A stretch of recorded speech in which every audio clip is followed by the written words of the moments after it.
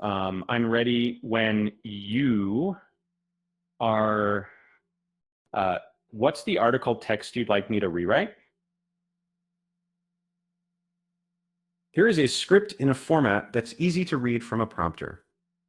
Uh, intro um, where the the trains of the kick.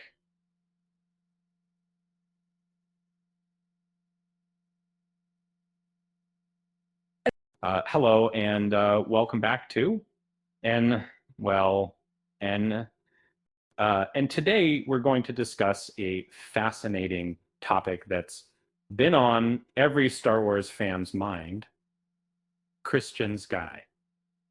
It's from the producers of I'm your host, Drew Name.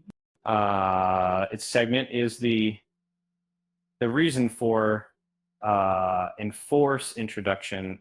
Uh, the Men, which is the story of Rey, the image that I very much I protein that is using the shadow caliber for playmen. Here's the thing: Star Wars has been facing some problems lately. Despite its massive success, the franchise has been struggling to recapture the magic of its original trilogy. Um, um, and meanwhile, Star Trek, particularly its golden age, has been applauded for its consistency and captivating storytelling. So, what can Lucasfilm learn from Star Trek's golden age to fix all of Star Wars's problems? And it would be similar to this, and there will be life hack solutions for me, writing in the internal stories. And are you saying would be Sep going on My Americans going forward ever, or one of the main issues with the recent Star Wars films has been their convoluted storytelling, with too many characters, subplots, and convenient plot devices. It's become increasingly difficult for audiences to keep track of what's happening. In contrast, Star Trek's Golden Age excelled at telling complex yet focused stories that explored the human condition.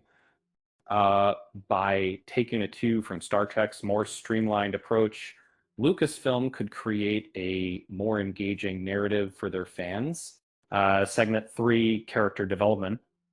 But it will be transferred, writing to transfer every one of them people who are horses. Another area where Star Wars could improve is in its character development. Um, and while the franchise has introduced some compelling characters, they often feel underutilized or one dimensional. Star Trek's Golden Age, on the other hand, was renowned for its rich character development uh, and complex relationships between crew members. Uh, uh, by investing more time in developing their characters, Lucasfilm could create a more emotionally resonant experience for their audience. Conclusion. Um, and so, if you may have come from a secret to a way. That always can be good. So, as soon as, in conclusion, by taking a page from Star Trek's Golden Age playbook, Lucasfilm can fix many of the problems plaguing the Star Wars franchise. From more focused storytelling to richer character development, the possibilities are endless. Thank you for watching, and we'll catch you in the next video.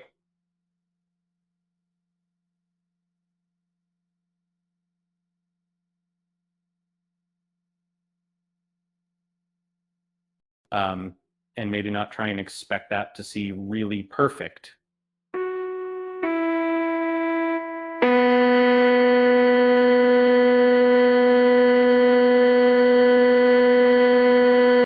Feel This appears to be a collection of HTML meta tags with image sources circ from Screen Rant, circuitdn.com.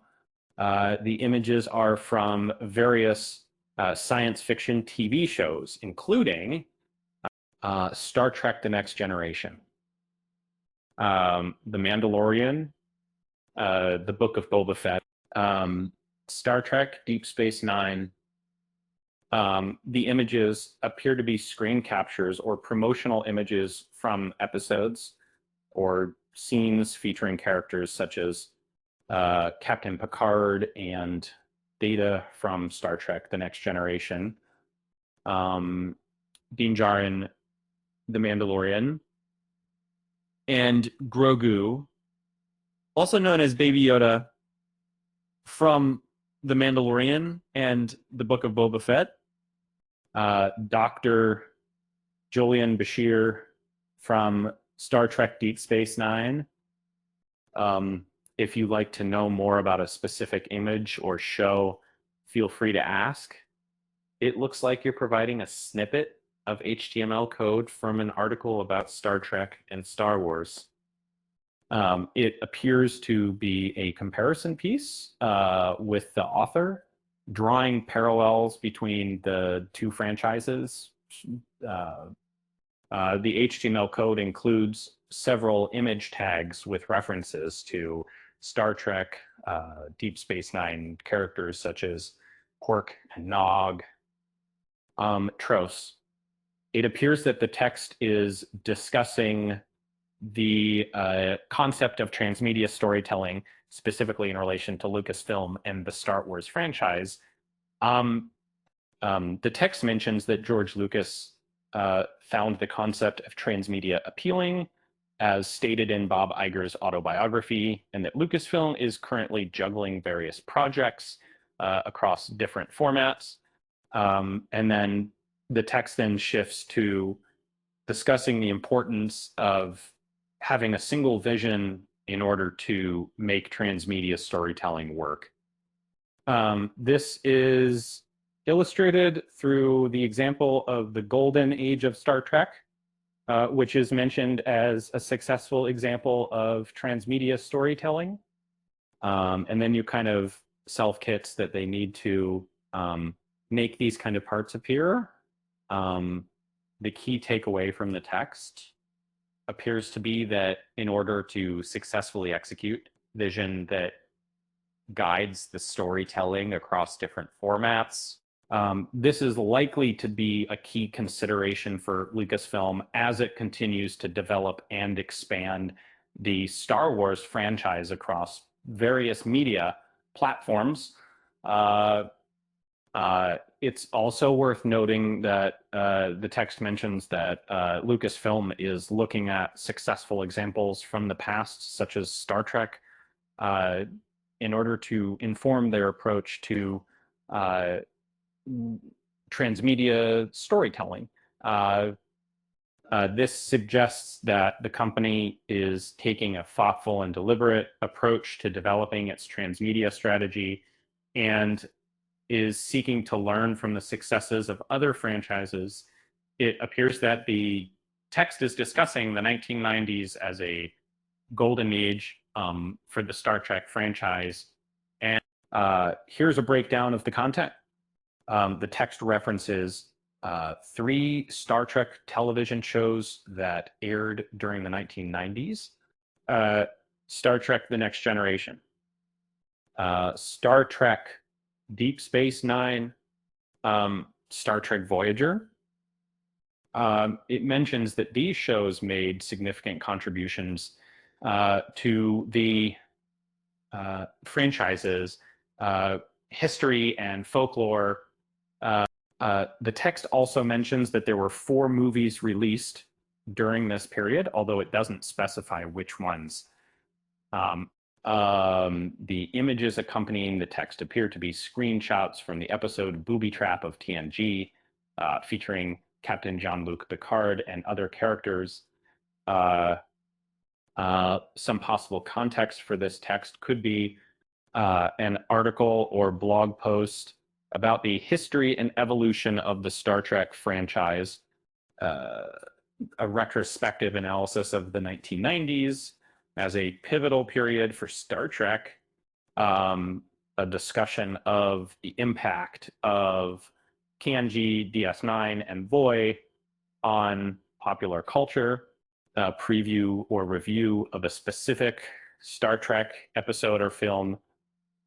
This passage describes the success of Star Trek during its golden era, particularly under the guidance of Rick Berman.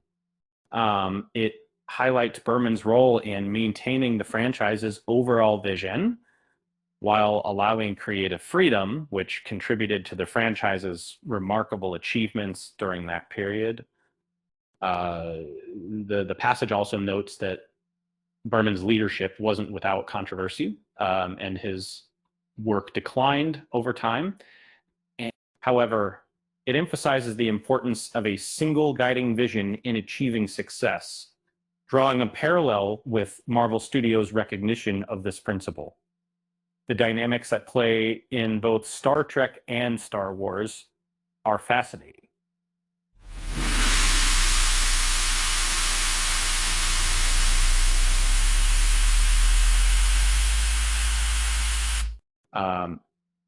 The problem with Lucasfilm's approach, Lucasfilm is taking a different approach than Marvel, with multiple projects in development and no clear direction. And this can lead to a mess where the first movie to be completed sets the tone for the era, potentially requiring rewrites or even abandonment of other projects. This is particularly concerning when it comes to a character as significant as Rey, who is considered Lucasfilm's biggest cinematic asset. The need for a singular vision. The article suggests that Lucasfilm needs a more singular vision, like the one Rick Berman had during his tenure as the head of Star Trek. Berman's approach allowed for a cohesive and well-planned storyline, with each series building upon the last. Parallels with Star Trek. The Mandalorian era can learn from the Star Trek transition 5016, just as Star Trek The Next Generation followed the original series. The Mandalorian is exploring a new era in the Star Wars universe. The article highlights the importance of having a clear direction and a well-planned storyline, rather than relying on multiple projects with unclear connections, symbol of key takeaways. I don't. Lucasfilm needs to adopt a more singular vision, like Marvel's, to ensure a cohesive storyline. I think that the Mandalorian era can learn from Star Trek's experience, focusing on a clear direction and well-planned storyline. To 3, Rey's character as a significant asset requires careful handling and a clear plan for her development across multiple movies. The article provides valuable insights into the challenges of managing complex interconnected franchises like Star Wars and Star Trek. It appears that you've shared an HTML code snippet featuring a series of images related to The Mandalorian and Grogu, along with a brief paragraph discussing the upcoming adaptation of the series into a big screen Star Wars adventure in 2026. Images. 4 images featuring Din Djarin and Grogu from various seasons and episodes of The Mandalorian, including a promotional image for the Book of Boba Fett. These images are hosted on the static zero.srcdn.com server and are given the class contentum. If, a paragraph mentioning that the story of The Mandalorian and Grogu is being adapted into a big screen Star Wars adventure in 2026. The adaptation will mark the first time a Star Wars television series has been brought to the big screen. Let me know if you'd like me to help with anything else. And The Mandalorian's nuanced character development. While The Mandalorian is pushing the boundaries of character development, other Star Wars shows can learn from its approach. And specifically, Ahsoka and Obi-Wan Kenobi, two upcoming shows, can benefit from not regressing their characters back to stereotypical roles. Rather than repeating the mistakes of TNG, they should focus on propelling their characters forward, introducing new conflicts and relationships that challenge their growth. Moreover, the success of The Mandalorian's development can also be attributed to its willingness to subvert fan expectations. By not giving fans exactly what they want, but rather what they need, the show has managed to stay fresh and exciting. This lesson can be applied to other Star Wars shows, encouraging them to take risks and challenge their characters in meaningful ways. It seems like you're cut off in the middle of a conversation about Star Trek.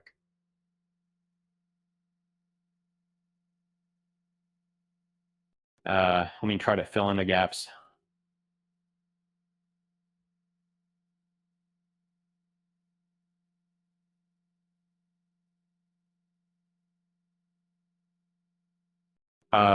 It seems like the discussion was comparing various Star Trek shows, and you went on to mention Star Trek Deep Space Nine as your preferred series from the 90s.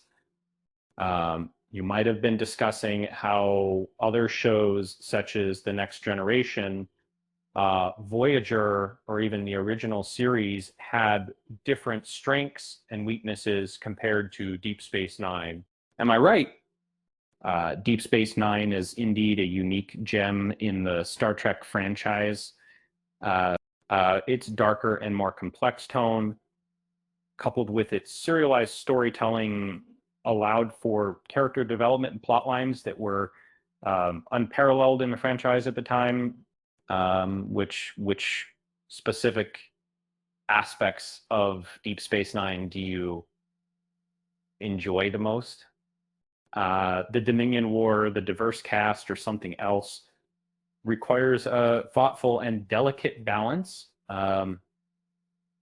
It's about understanding that every component doesn't hold the same weight or significance in the grand scheme.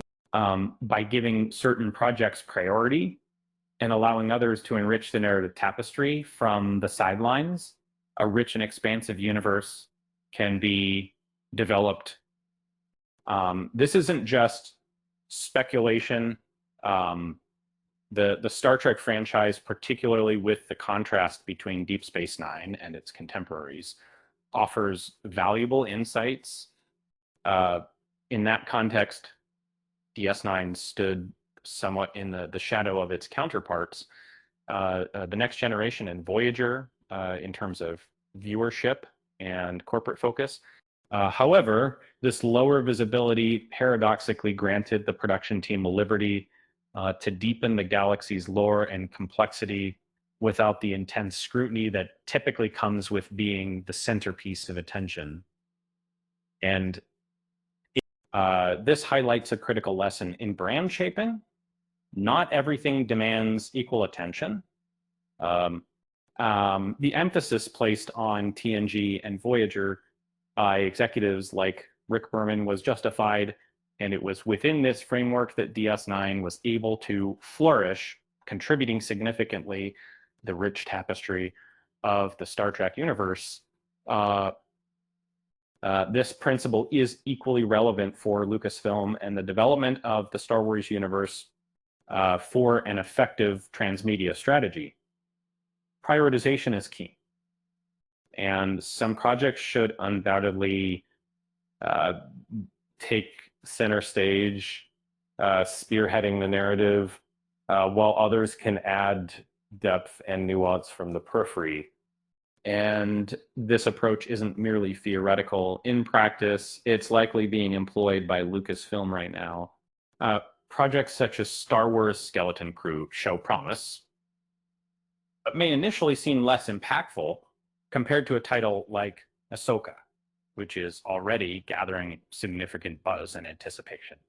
In essence, navigating the complex landscape of transmedia storytelling isn't a straightforward endeavor. It demands a keen understanding of the narrative weight each project can carry, allowing for a balance that enriches the entire universe without diluting the impact of its core, the components.